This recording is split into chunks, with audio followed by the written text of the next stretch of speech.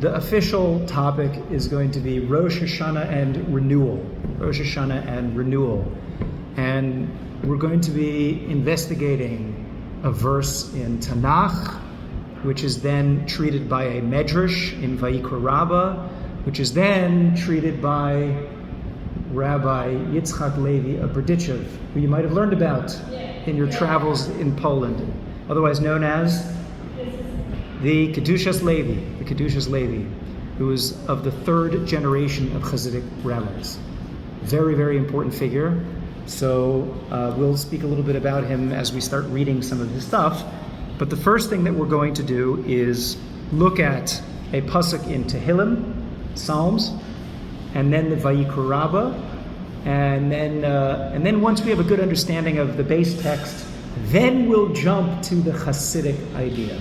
Okay? So, can I have just a volunteer to come help me pass this around? Thank you so much. Nice to see you. All right. So this is a commonly quoted pasuk in relationship to Rosh Hashanah, and you will soon see why. But it's also a very, very cryptic. Do you have one for yourself? Yeah. Okay. It's also very, very cryptic.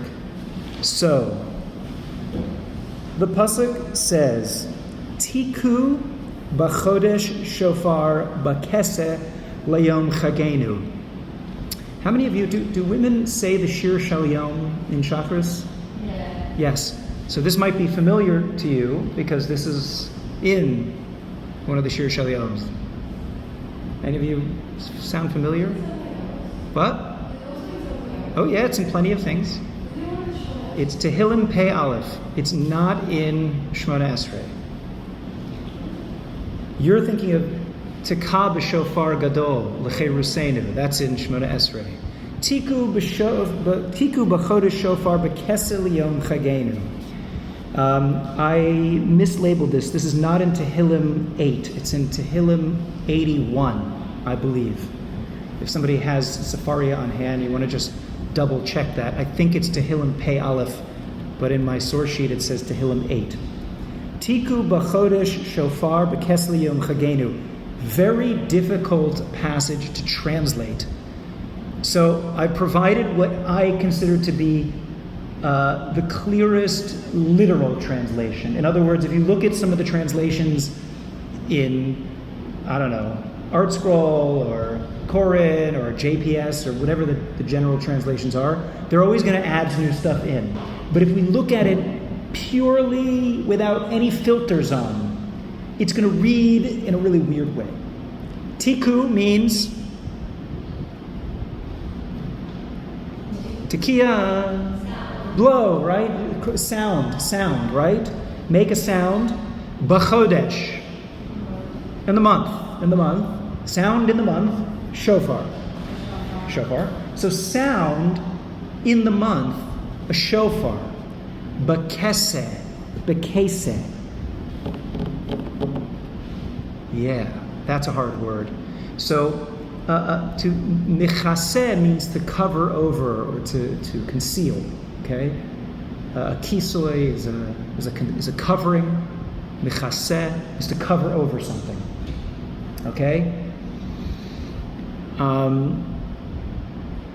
So, how would we translate this? Sound in the month, a shofar b'keseh, in concealment. Liyom chagenu, for the day of our chag, the day of our celebration. So sound on the month, the shofar, in concealment for the day of our celebration.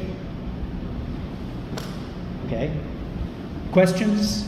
What do we need to know in order to understand this pasuk?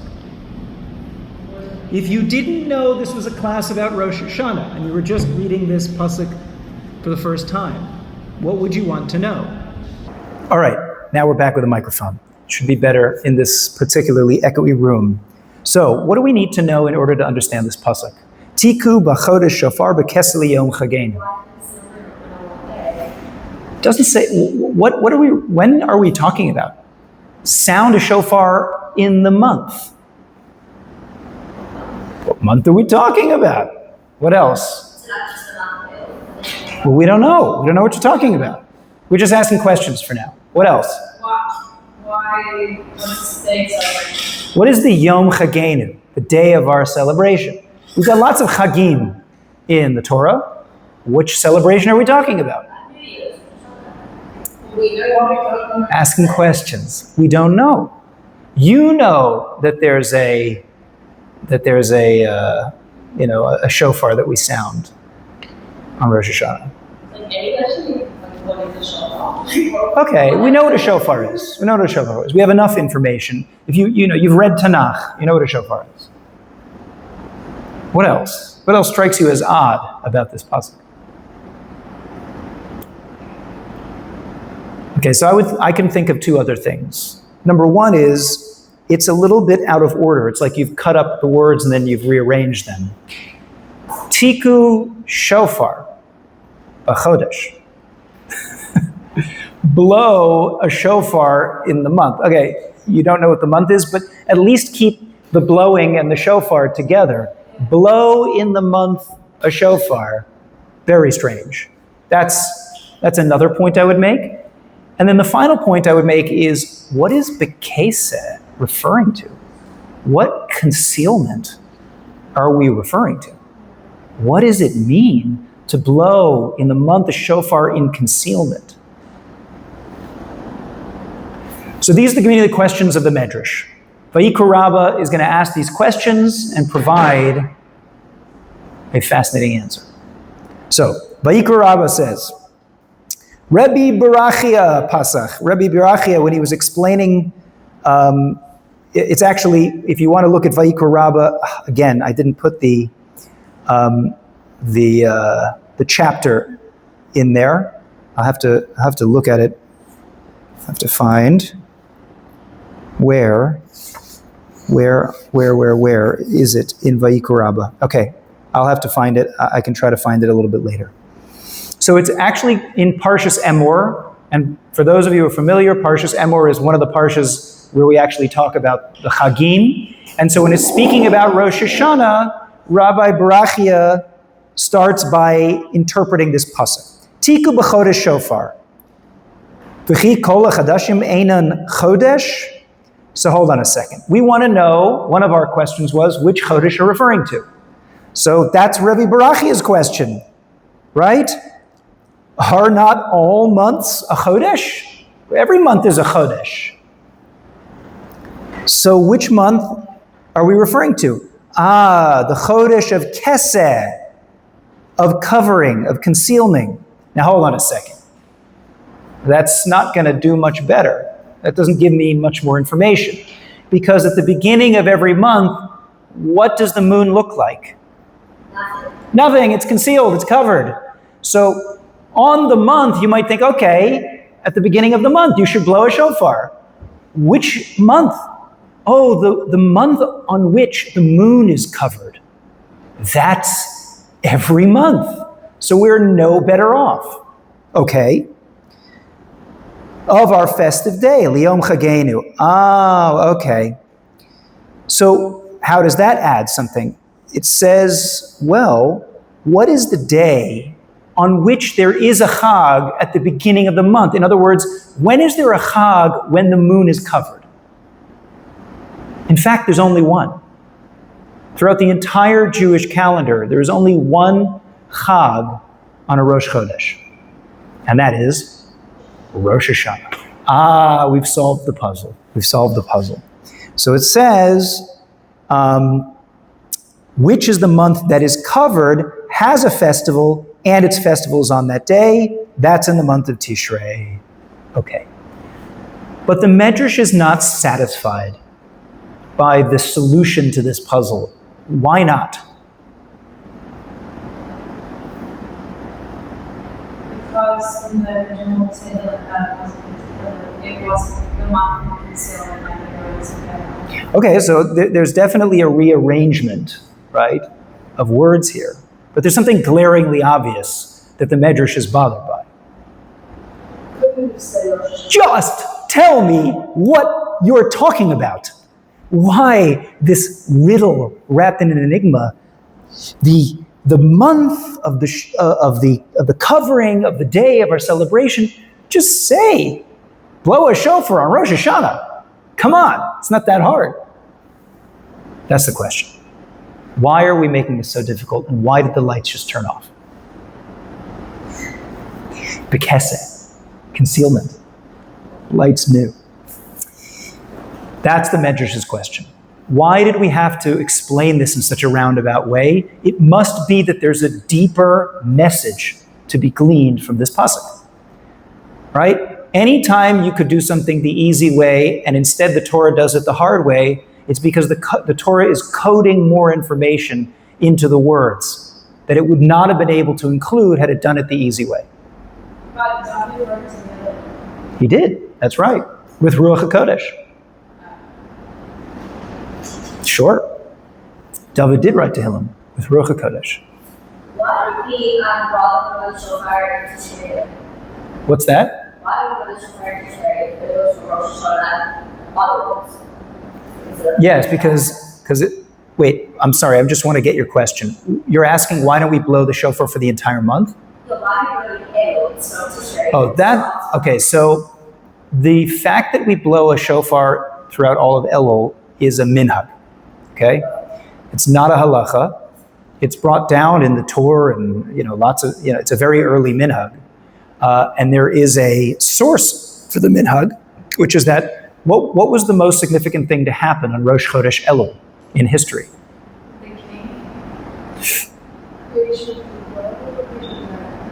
No. That comes much later. That's all.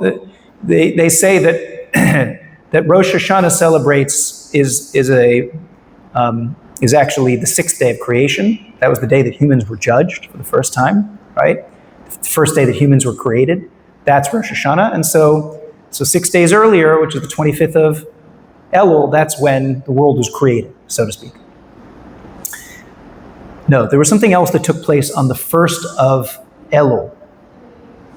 What's that? We did not leave Mitzrayim on the 1st of Elul. That was the 15th of Nisan. Yes, Pesach. That's when we left Mitzrayim. Yeah? Very close. So, in terms of the timeline, that fateful summer, about a year into the Jews,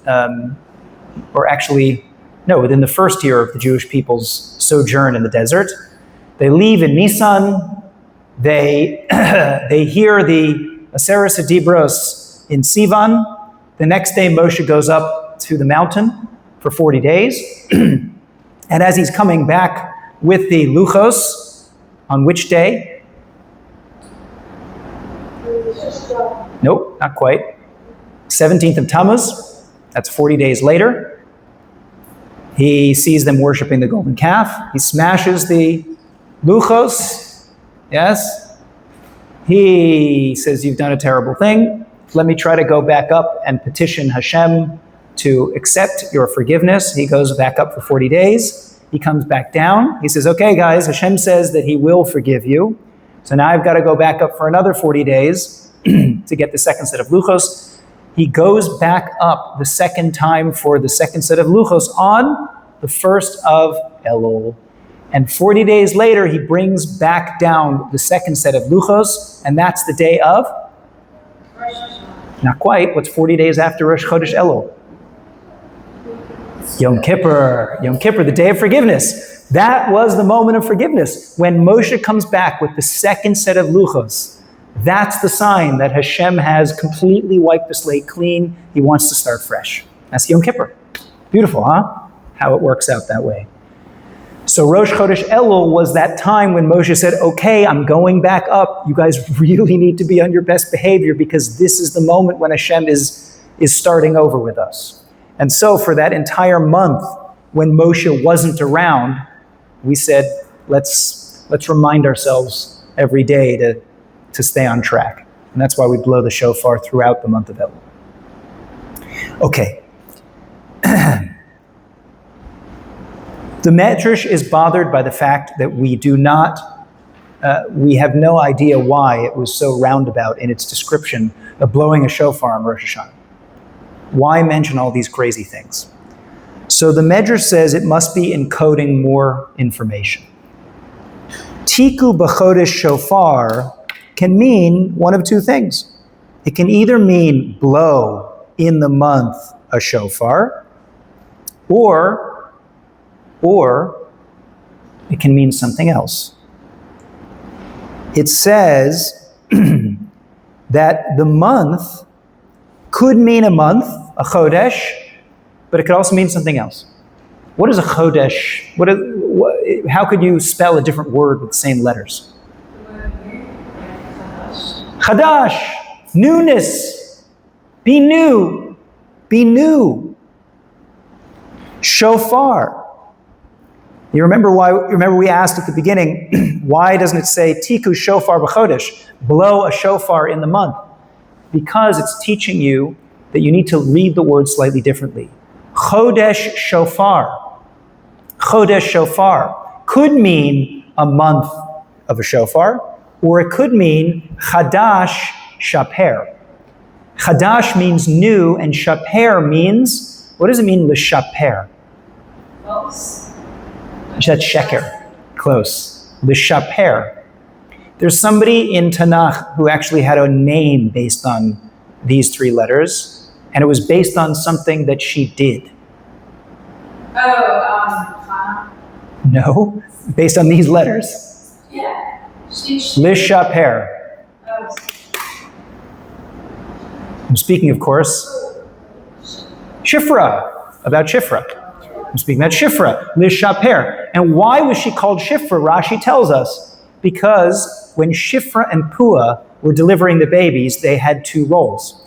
Shifra would be L'shaper. She would beautify the babies before she returned them to the mother, right? She would clean them off and make them look presentable so that the mother didn't, want to get rid of it. And Pua is because she said poo, poo, poo to like calm the baby down, right? It's also a lashon of hofia, which means to express. But l'shaper means to beautify, which is why anybody who has a last name of Shapiro comes from this word.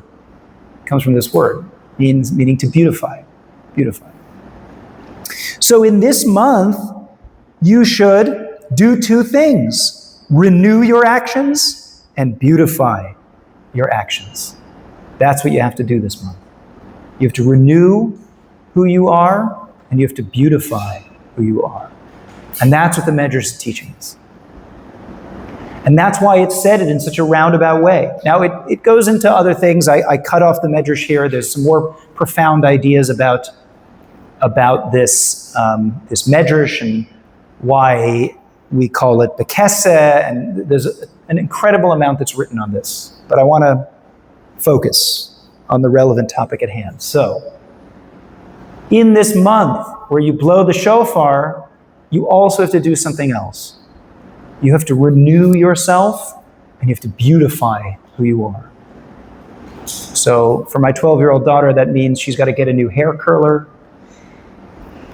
But for us, doing real tshuva, it means for some reason that we have to beautify our actions, which is very interesting when you think about it, because if the word shofar means to beautify, then we have to think about, what does that mean? What exactly is the message of the shofar if the word shofar means beautification? But okay, now here's where it gets fun. Everyone on the page so far, we've gotten what does the pasuk say? What are the problems with the pasuk? What is the midrash? How does the medrash interpret the pasuk? Yeah, it's not the only interpretation, but this is how the medrash, this is how Chazal themselves interpreted the pasuk in a deeper and more profound way than the simple pshat. And we see how they arrived at that, right? A drush is not just a nice thing that I want to say because it sounds good. It's based on real questions that we have in the pasuk. I'm bothered by something, and therefore I'm forced to look deeper. That's when we invite medrash in. Now, the Kedushas Levi has his own understanding based on this medrash of what we're meant to do for Rosh Hashanah. This is what the Kedushas Levi says. This is what is written. I've taken him in the middle of another piece that he writes, And if we have time, I've included the introduction of what he's about to write on the back of the page, but it's quite long, and we'll see if we have time to get there. Blow the shofar at the new moon. This is how a lot of people interpret it when they say b'chodesh shofar b'keseh. They understand it as at the concealment of the new month, right? In other words, the new moon. Blow the shofar at the new moon, for it is known that a person who serves God is called by the name shofar, from the language of shapru, improve your deeds. So the Kedushas Levi says that it's not just the act of beautifying your actions that the shofar describes. Zedolek. Histadarnu.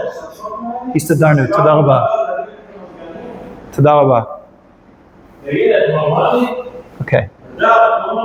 Okay, we got it. It's good. Okay, I guess Hadar sent someone to fix the AC. So, all right. So, if you'll recall, the Medrash says that shofar can be understood as to beautify your deeds. But the Kedushas Levi takes it one step further. He says, we're the shofar. The person who's serving Hashem is the mishaper, the beautifier. And so we are the person who serves Hashem through the shofar, through improving our deeds, through beautifying our deeds. Okay, and we'll explore in a minute how he gets that. So the Kedushas Levi says it's not just something we do; it's something that we are. If you are a beautifier, then you are a shofar. You don't just do shaper every once in a while. You don't just beautify, you are a beautifier. Then, we didn't speak about tiku in the Medrash, but he says tiku also has a double meaning. Tiku can mean to blow a shofar, but it can mean something else. And he brings an example in Tanakh of how the word taka can be used to mean something different. So he brings a pasuk in Bereshis, Lamed Beis. And in this pasuk, it's describing the fight between Yaakov and the Malach, between Jacob and the angel. And in a certain moment, it says, the taka kaf yerech Yaakov. He was taka, the thigh of Jacob. Now, what does that mean in context? What does taka mean in that context? The angel was taka Jacob's thigh. What does it mean? He didn't quite break, but he dislocated. So in this case, taka means a dislocation. Okay? So the Kedushas Levi says the word taka doesn't just mean to blow, it can also mean to dislocate. Okay? Now, the Kedushas Levi is going to do something a little bit strange here. So bear with me.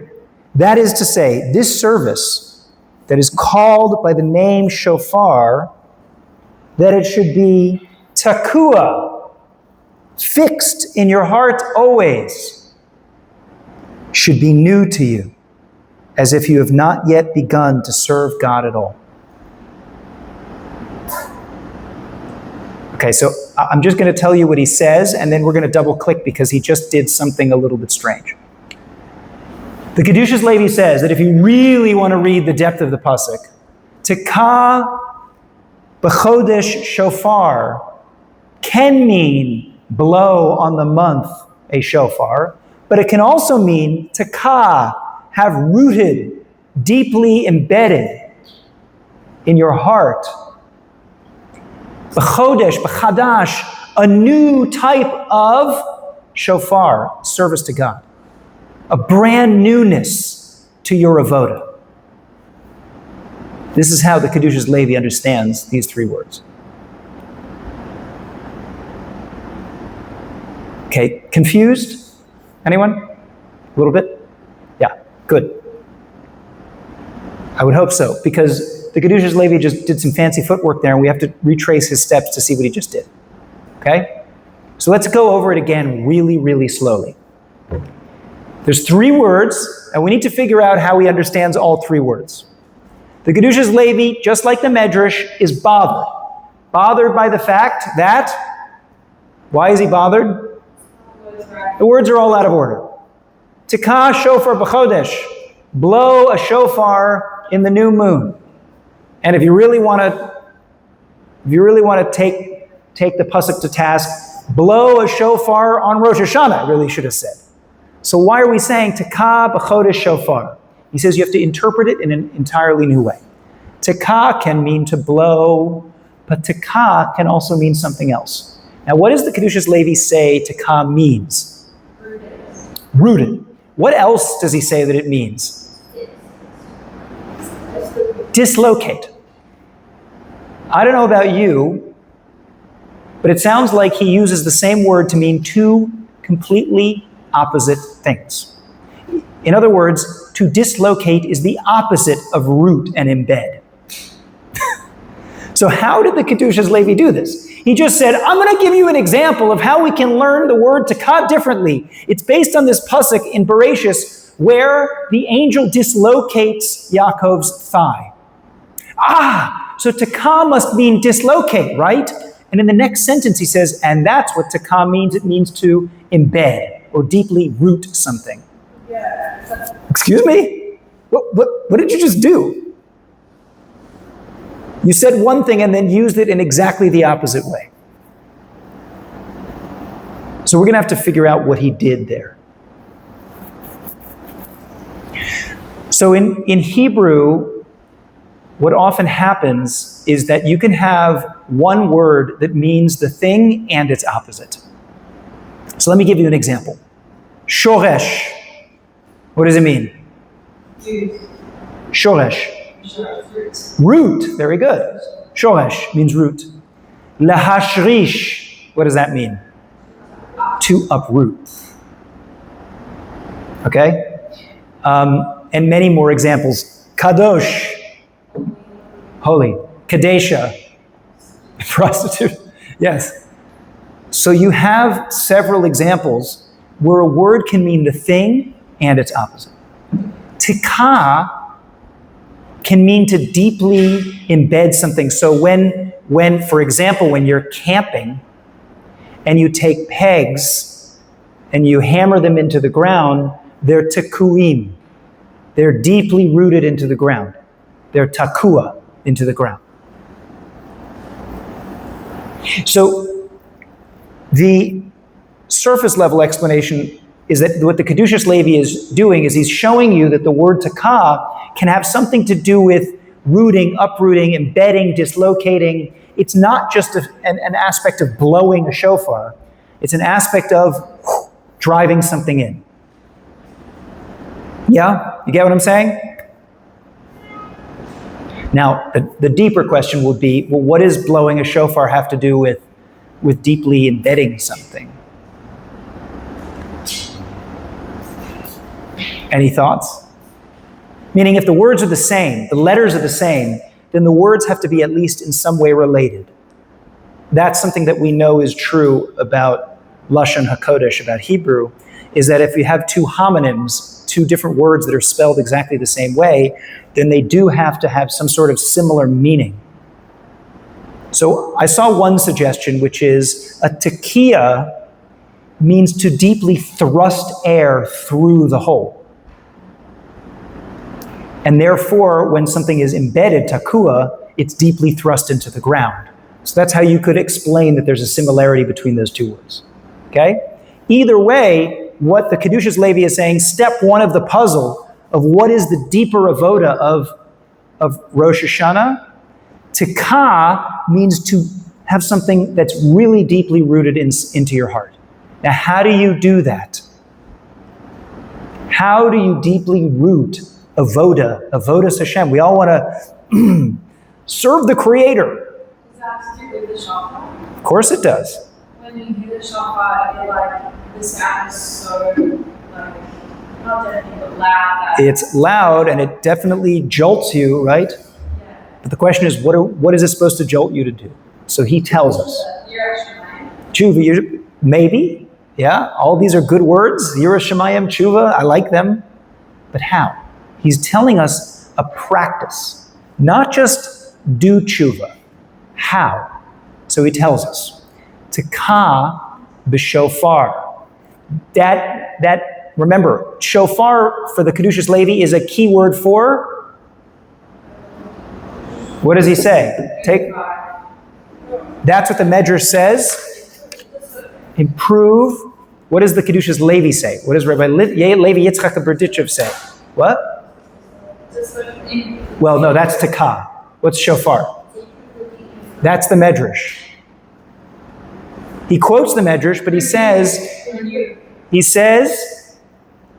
it's avodas Hashem. To improve, you're right. The Medrash says lishaper means to beautify, to improve, right? But he says that's avodas Hashem. All of avodas Hashem is improving yourself, making yourself more beautiful in front of Hashem. So how do you do that? He says the key word is b'chodesh. The key word is b'chodesh. Look at the last sentence of the Kedushas Levi. That is to say, that service that is called by the name shofar, the avodas Hashem, of improving your deeds, of constantly wanting to become a better person, that it should be fixed always in your hearts. Takua, always stuck in there. How do you do that? How do you live with the constant awareness that everything in my life is about making myself a better person, making myself more beautiful in the eyes of Hashem? How do I live with that awareness? Should be new to you as if you had not yet begun to serve Hashem at all. Chodesh.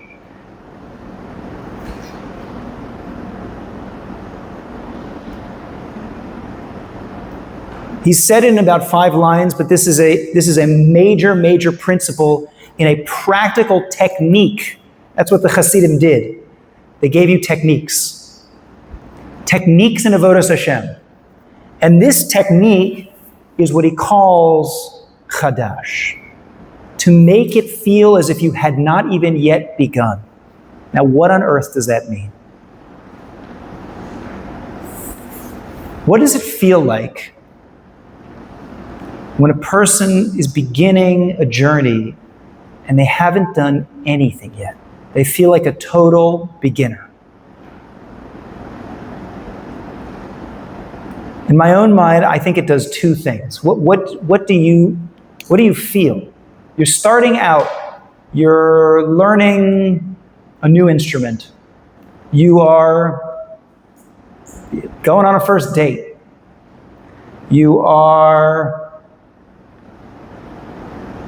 starting at a new school.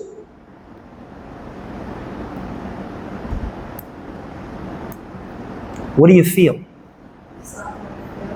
What's that? Okay. The first thing you feel is excitement. Hopefully, right? Hopefully. If it's a good day. The first thing you feel when you begin something is excitement. In fact, oftentimes we spend so much of our life wishing that we felt the same way we did when we first started something. Oh, I wish I felt the same way about you when we went on our first date. I wish I felt the same way about opening up a Chumash when I first read the pasuk for the first time, and now I read it the same thing every single year. I read the same Haggadah. I ask the same questions. I know what the answer is already. I wish I felt that excitement of what is going to come next. So that's number 1. If I can truly get myself into a mindset, there's a Buddhist idea called beginner's mind. We're allowed to take good ideas from other sources as long as they're good ideas.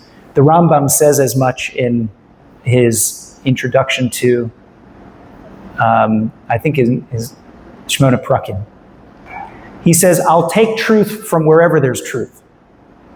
He says, I won't name names, but a lot of what he was taking from was Aristotle. He loved Aristotle, the Rambam. But he said, if it's true, I'll take it. I'll use it. So there's this idea called beginner's mind, which means that you have to get into an awareness, a mindset. You have to consciously turn off the jadedness, the filters, the previous knowledge that you have about something before you approach it. And especially when it comes to like meditation, which is a lot of things that they're talking about, a lot of people who have been meditating for a long time say, okay, I know what I'm doing. But oftentimes the deepest insights can come when you say, all right, let me pretend like this was the first time. What do I notice?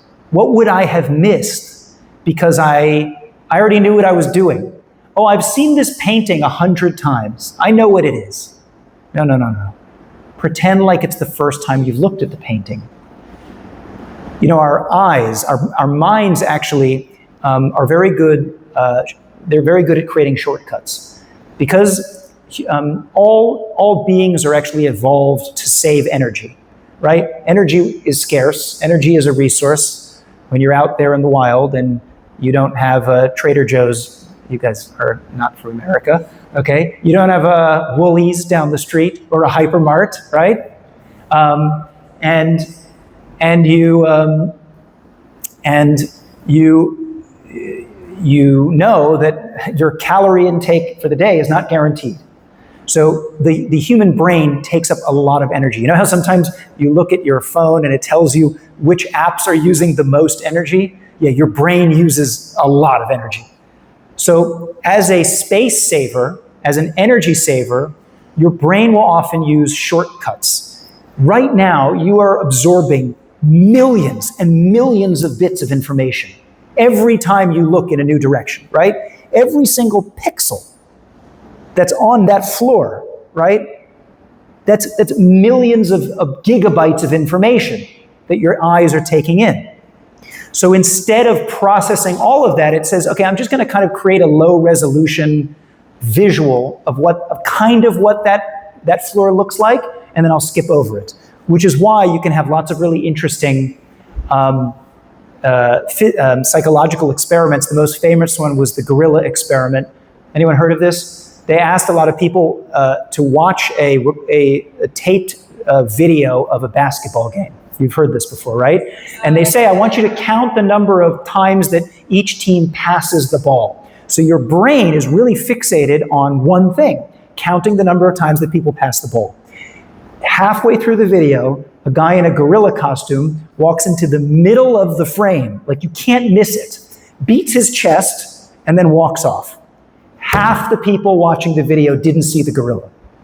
And the reason why is because your brain, when it's focused on one thing, will kind of crowd out or ignore all the other pieces of information that are not important.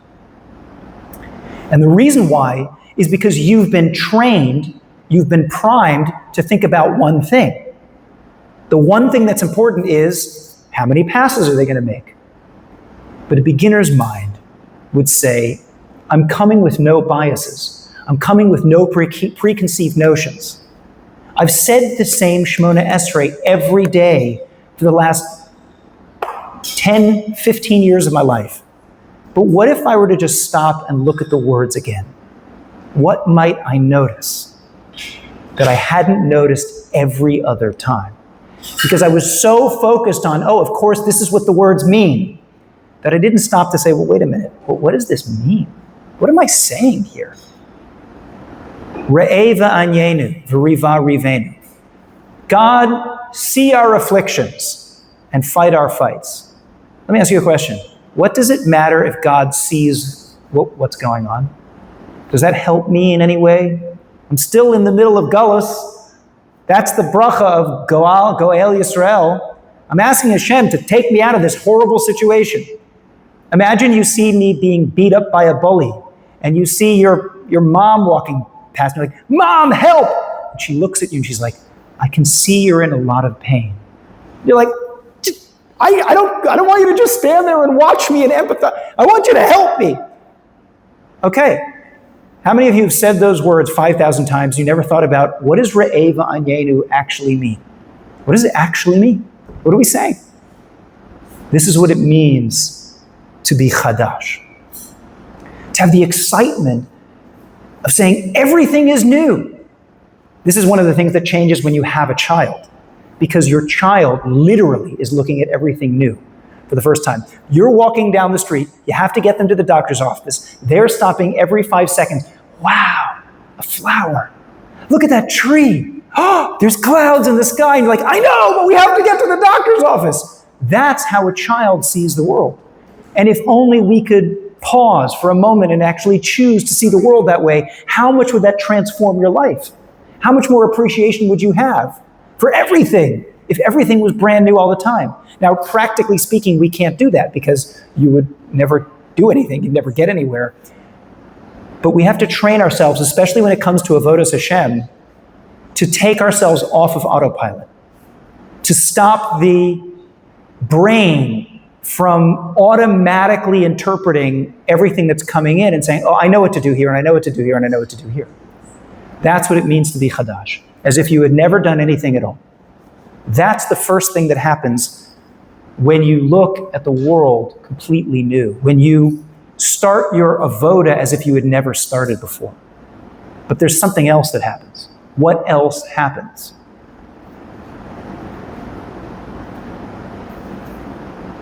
What does a beginner feel?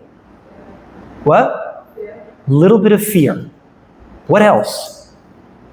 Excitement. Okay, excitement. We said excitement. Not knowing. What? Not knowing what's going to happen. Yeah, so that goes along with fear, right? There's uncertainty and fear. What? What? Trepidation. These are all the same words for fear and uncertainty and nervousness.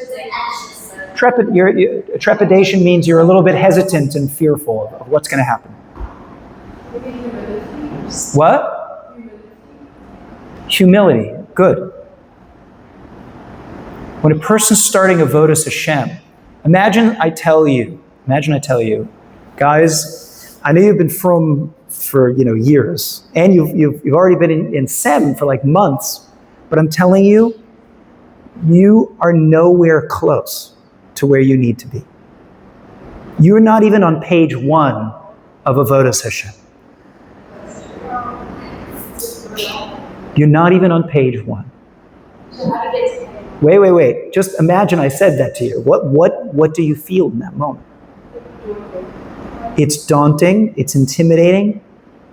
And what does that produce? So if you turn the page after the class, you take a look at what he says. He says, when a person feels that far away, it creates an unbelievable longing. If I know I'm that far away, oh God, I have to get there. I'm so far away. I have to go. Time is of the essence. I'm cut off from my source of life. It creates this incredible urgency and longing and desire to want to get there. That's the second thing that's created when you tell yourself that it's completely brand new, that you haven't even begun at all.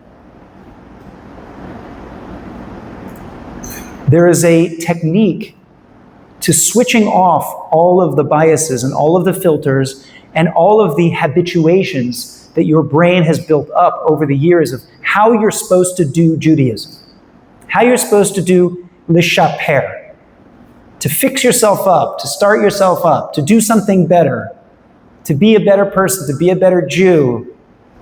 Oh, I know that. That's Mesilas Yesharim. Oh, I get that. That's, Lech Lecha, and all the things, all the stories.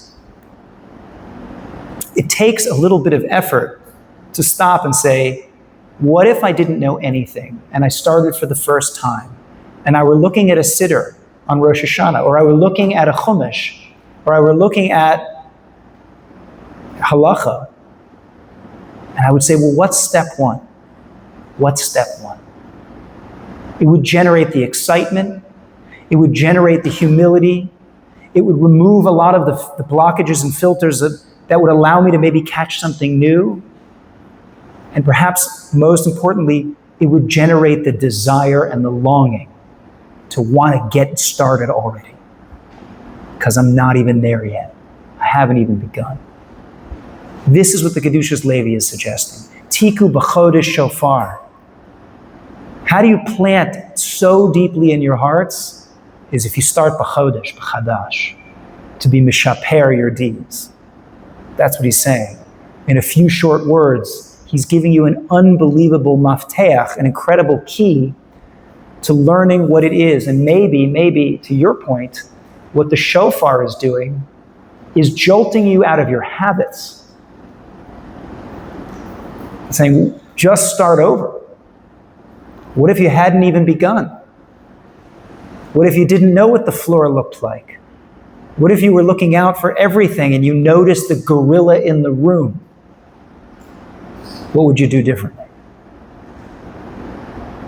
So that was a very helpful piece of advice and deep wisdom that I found to be useful for the month of Elul. So I hope that helps.